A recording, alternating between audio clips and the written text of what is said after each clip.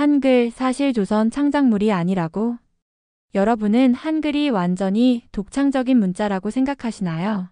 그런데 최근 런던대 연구진이 한글의 기원을 추적하던 중 예상치 못한 사실을 발견했습니다.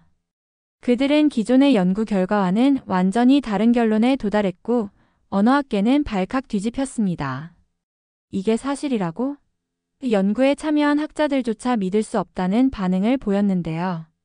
그렇다면 런던대 연구진이 발견한 한글에 숨겨진 진실은 무엇일까요? 잠깐.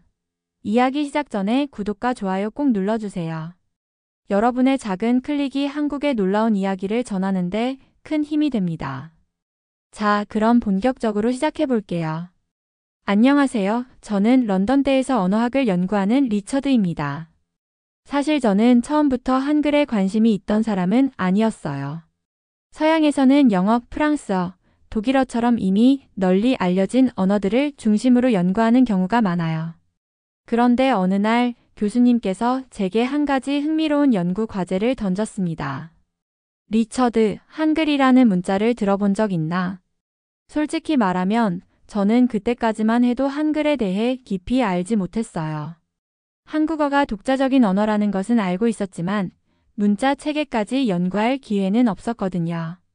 그런데 교수님은 매우 진지한 표정으로 한글의 연구 필요성을 강조하셨습니다. 이 문자는 전 세계적으로도 매우 독특한 구조를 가지고 있어. 기존의 서양 문자와는 완전히 다르고 동아시아의 한자 문화권과도 차별화된 특징이 있지. 이걸 한번 연구해보면 어떨까? 그렇게 저는 본격적으로 한글에 대해 조사하기 시작했어요. 처음에는 단순한 연구라고 생각했죠. 하지만 자료를 찾아볼수록 한글이 가진 놀라운 구조와 철학에 감탄하지 않을 수 없었어요. 한글은 표현 문자 중에서도 가장 과학적인 체계를 갖추고 있었어요. 대부분의 문자는 오랜 시간 동안 자연스럽게 변형되면서 만들어졌지만 한글은 계획적으로 창제되었고 그것도 불과 몇 년 만에 완성되었어요. 이 사실만으로도 저는 굉장히 놀랐습니다. 그런데 더 흥미로운 점은 한글이 서양권에서 연구했던 어떤 문자와도 완전히 다른 방식으로 구성되었다는 것이었어요. 대부분의 언어학자들은 문자가 어떻게 발전하는지를 연구할 때 기존 문자에서 점진적으로 변화했다는 전제를 두고 접근해요. 예를 들어 라틴 문자는 그리스 문자에서 영향을 받았고 그리스 문자는 다시 페니키아 문자에서 영향을 받았죠. 그런데 한글은 그런 흔적이 거의 없었어요. 마치 완전히 새로운 발명품처럼 보였죠. 이쯤 되자 저는 더 깊이 파고들어야겠다는 생각이 들었어요. 과연 세종대왕과 집현전 학자들은 어떻게 이런 문자를 만들 수 있었을까? 정말 아무런 참고 없이 한글을 창제한 것일까? 만약 그렇다면 이것은 인류 역사상 가장 위대한 문자 혁명 중 하나가 아닐까? 이런 의문이 머릿속을 떠나지 않았어요. 그렇게 한글을 연구하면서 저는 서양 학자들이 기존의 한글에 대해 가졌던 편견을 깨닫게 되었어요. 많은 서구 학자들은 한국도 결국 한자 문화권이었으니까 한글도 한자의 영향을 받았을 것이다 라고 생각했어요. 하지만 연구를 진행할수록 한글이 오히려 기존 문자와의 관계가 거의 없다는 사실이 명확해졌어요. 오히려 한자는 복잡한 표의 문자 체계이고 한글은 단순하고 논리적인 표현 문자라는 점에서 완전히 달랐어요. 이후 저는 한글의 창제 과정과 그 기원이 어디에서 비롯되었는지 더 깊이 조사하기 시작했어요. 그러면서 런던대 연구진 전체가 한글의 기원에 대한 새로운 의문을 품기 시작했습니다. 정말로 한글이 조선에서 완전히 독자적으로 만들어진 것이 맞을까? 연구실은 점점 더 활발한 논의로 가득 차기 시작했어요. 그렇게 우리는 한글을 단순한 문자로 보지 않고 조선시대 당시의 문화적, 역사적 맥락 속에서 연구하기 시작했어요. 그리고 놀랍게도 한글이 창제된 과정에서 서양 문자와는 전혀 다른 발상과 접근 방식이 존재한다는 사실을 깨닫게 되었어요. 우리는 이제 한글을 단순한 한국의 문자라고만 볼 것이 아니라 문자 혁명의 관점에서 바라보아야 할 필요가 있다고 결론지었어요. 여러분, 한글이 완전히 독창적인 문자라고 믿고 계셨다면 저희 연구팀에서 처음 가졌던 의문을 들으면 조금 놀라실 수도 있습니다.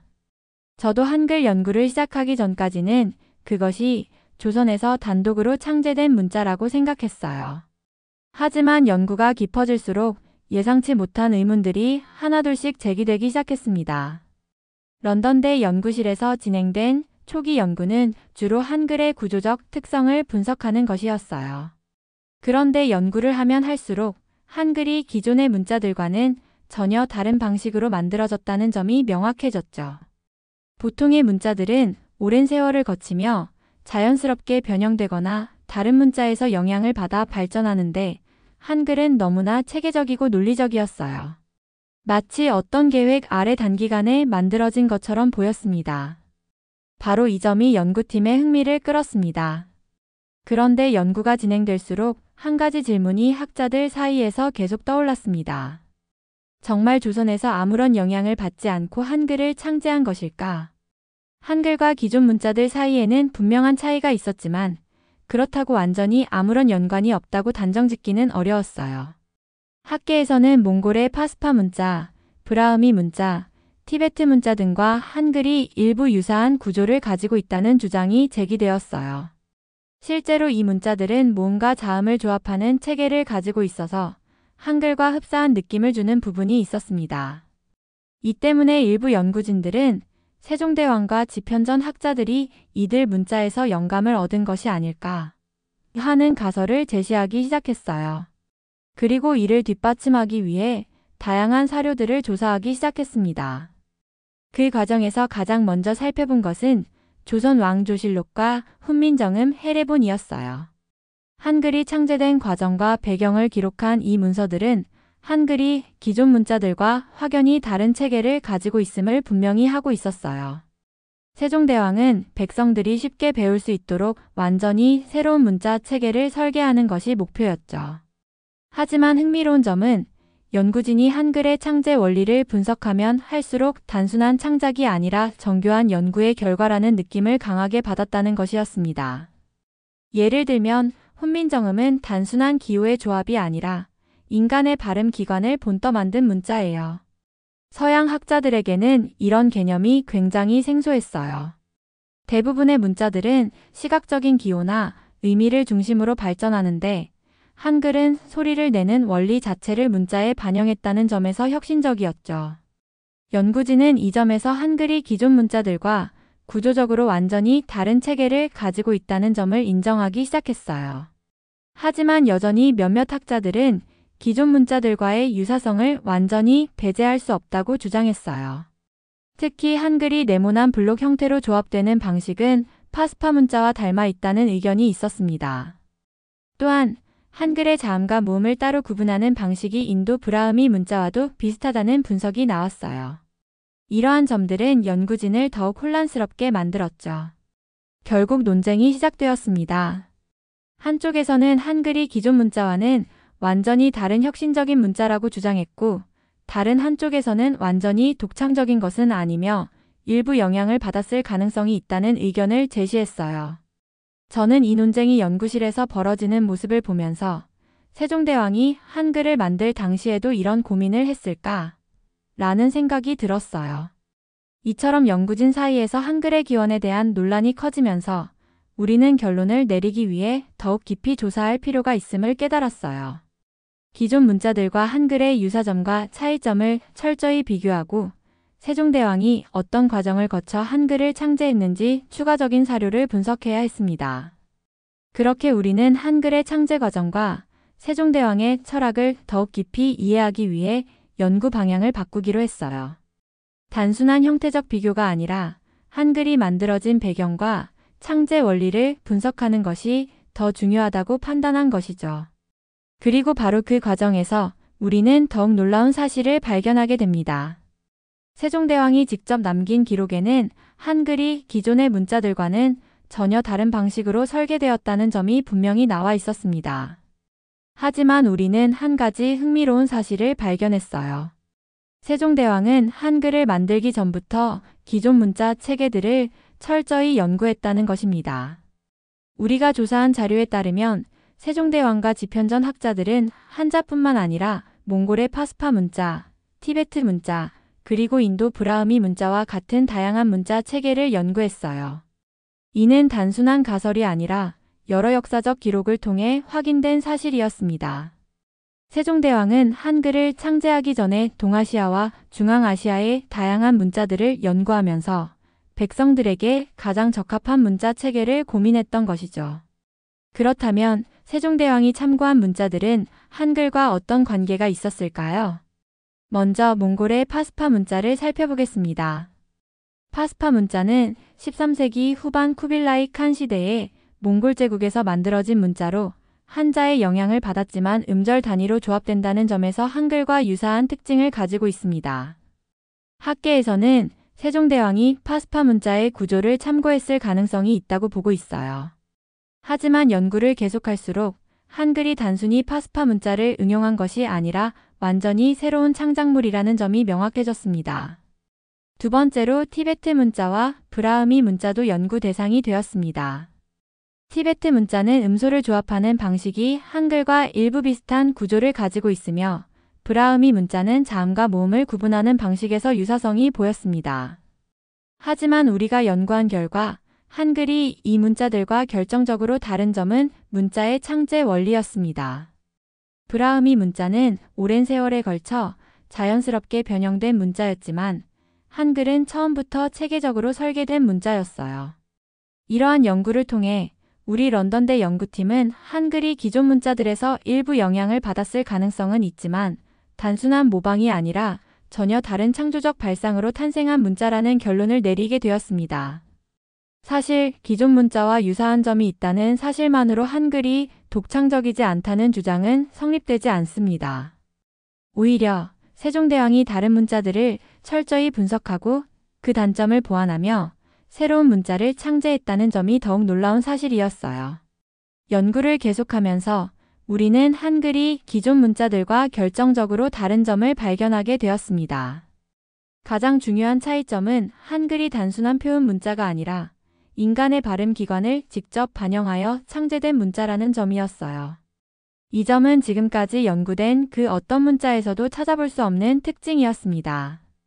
예를 들어 한글의 자음은 입술, 혀, 목구멍의 모양을 본떠 만들었으며 모음은 하늘, 땅, 사람의 조합으로 형성되었습니다.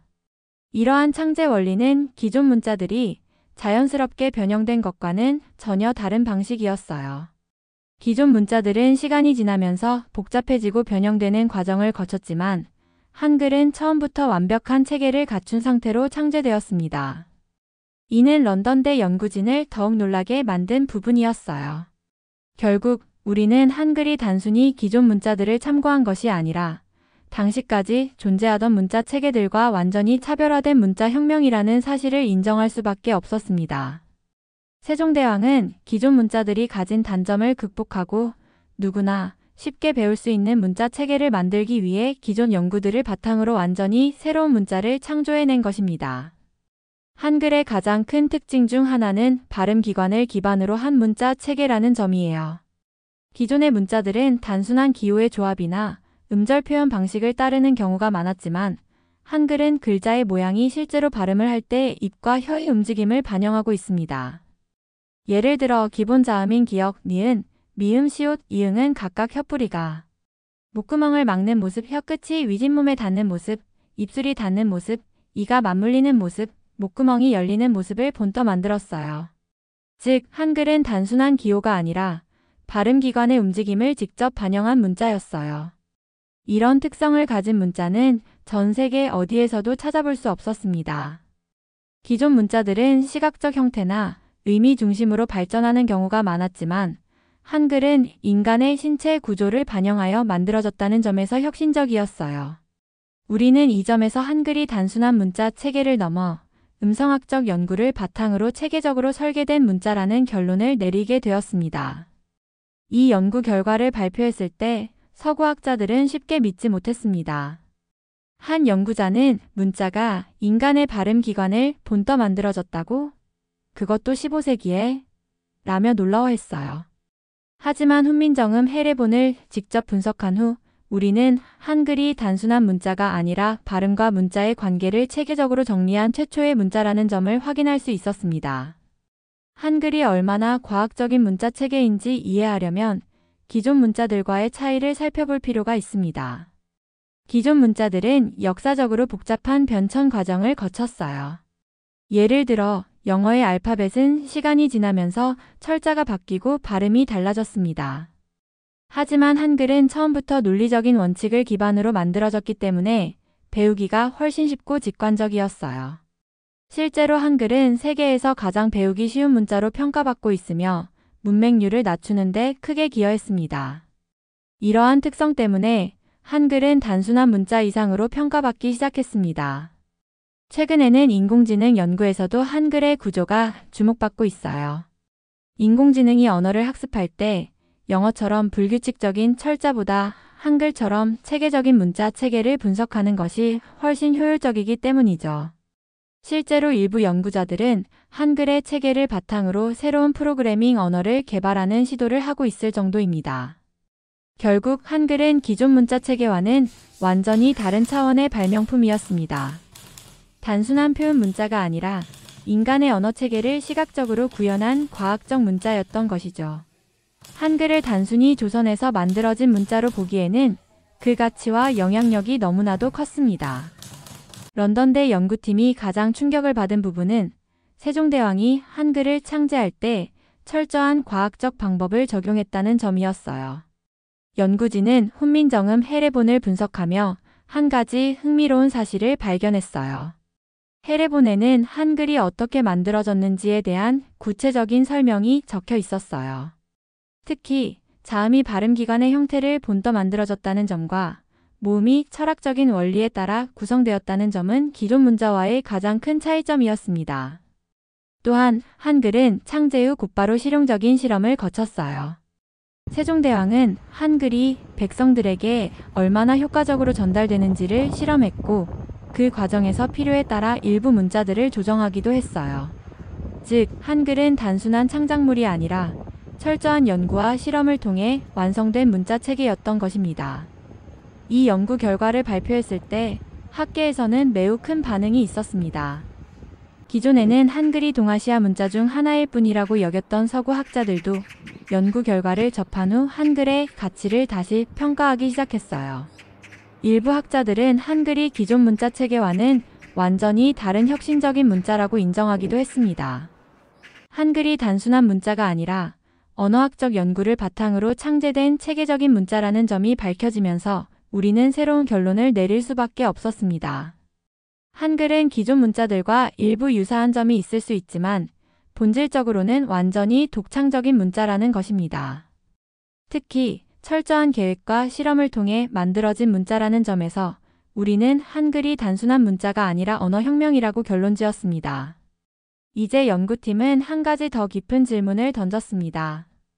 이렇게 뛰어난 문자라면 왜 서구 학계에서는 오랫동안 제대로 연구되지 않았던 것일까?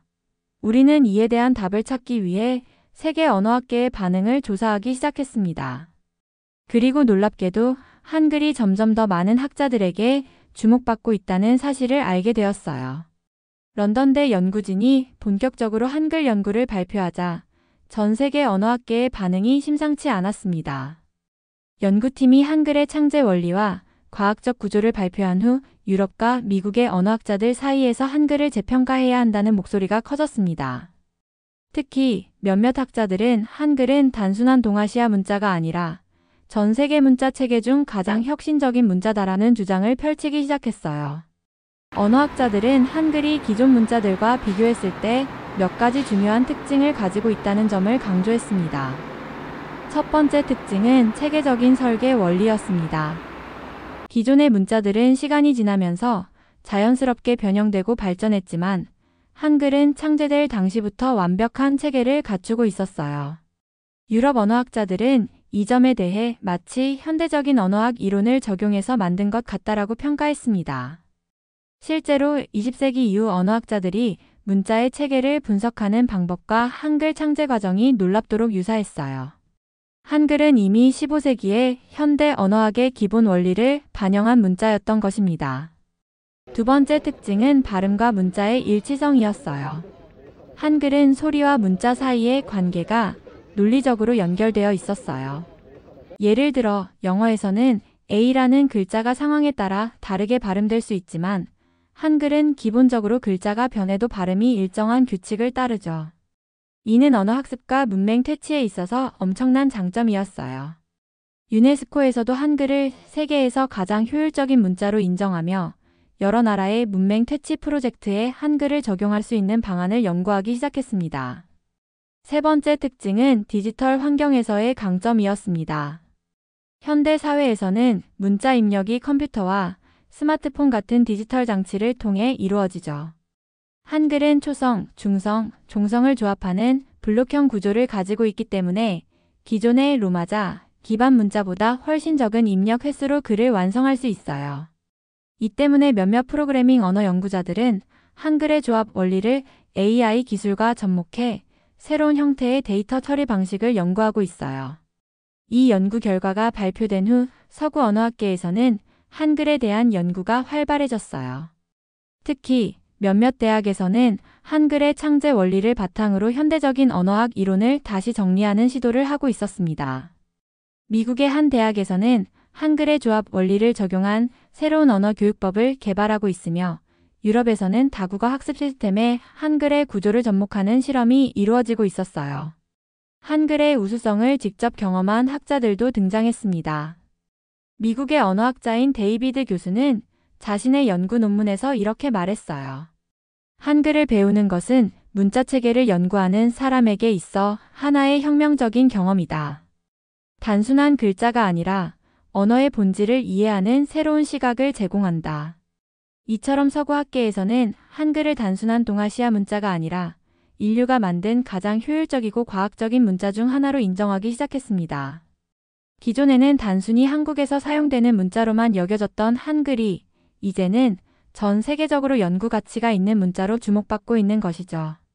하지만 한 가지 의문이 남아 있었습니다. 이렇게 뛰어난 문자라면 왜 지금까지 서구에서 제대로 평가받지 못했을까? 연구진은 이 질문에 대한 답을 찾기 위해 한글이 역사적으로 어떻게 받아들여져 왔는지를 조사하기 시작했어요.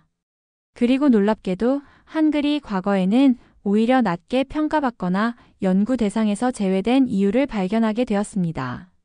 한글이 단순한 문자 이상의 의미를 가진다는 사실을 알게 된 후 세계 학계는 점점 더 한글 연구에 몰두하기 시작했습니다. 한글이 과거에는 단순히 한국에서 사용되는 문자로만 여겨졌지만 이제는 그 체계적이고 과학적인 원리가 점점 더 많은 학자들에게 주목받고 있어요. 그렇다면 한글이 어떻게 세계적인 관심을 받게 되었을까요?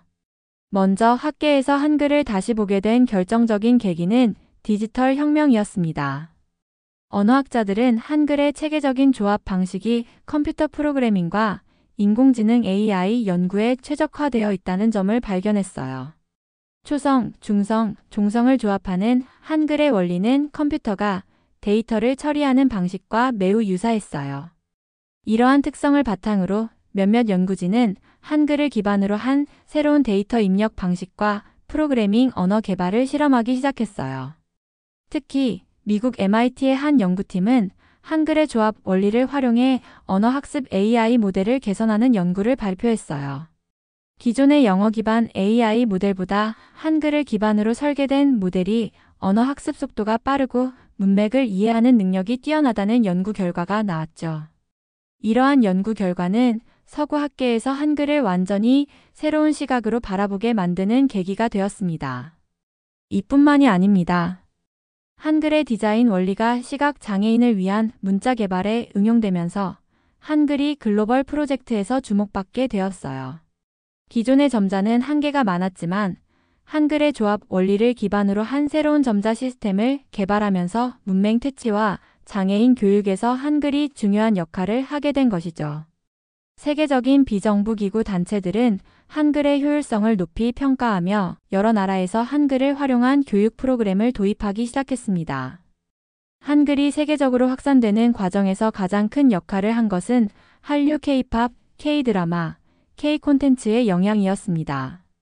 전 세계 수많은 사람들이 방탄소년단, 블랙핑크 같은 K-팝 아티스트들의 음악을 듣고 한국 드라마와 영화를 보면서 자연스럽게 한글에 대한 관심을 가지게 되었어요.